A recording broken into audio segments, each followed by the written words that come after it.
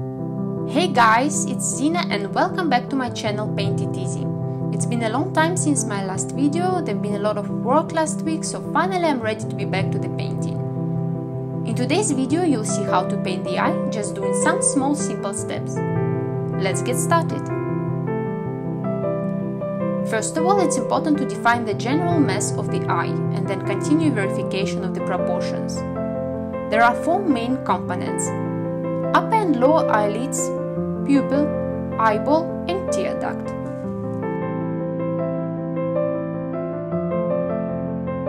Using just these four parts, we are going to create a realistic eye. Let's go back to the drawing of the eye itself. After you define the borders of the future eye, you need to check lines of the eyelids. Progressively, I'm checking the position of the tear duct and external corner of the eye. After that, I really recommend you to check the direction of the pupil. One more thing to help yourself: imagine there is a sphere and you are placing flat image on it. Like this, you'll feel better all perspective connections.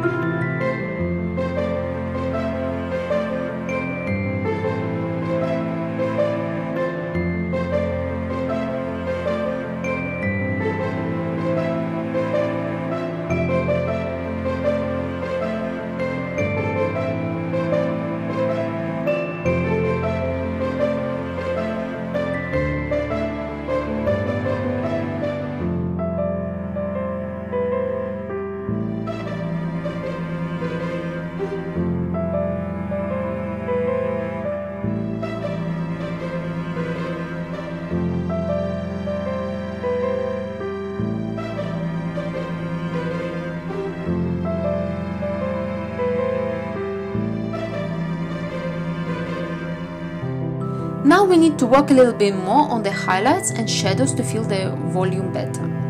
Shadow areas help a lot with the construction of the proper volume.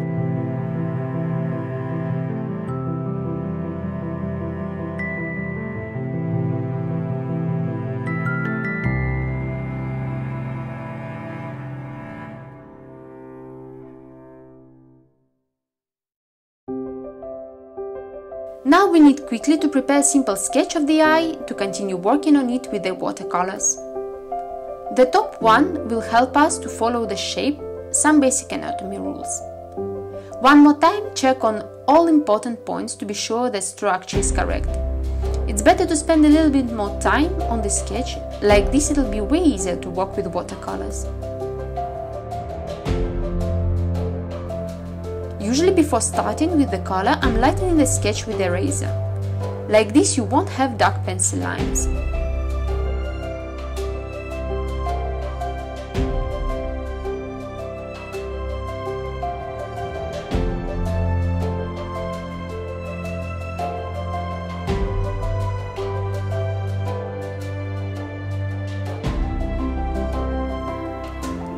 My first step is a toning.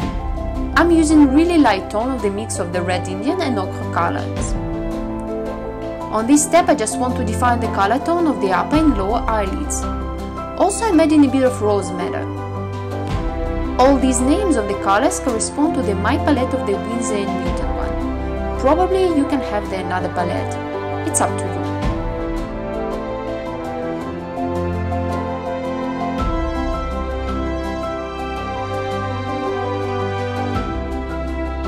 My second step is exactly the same as with sketching. Do shadows. I think shadows can define the result of your image.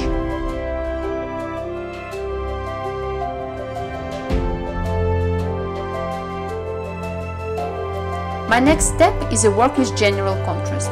On this step it's better to work with the whole volume.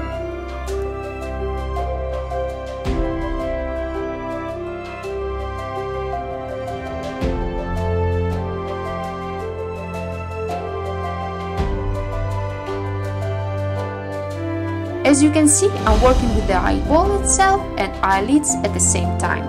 During the whole process, I really recommend you get back to each part.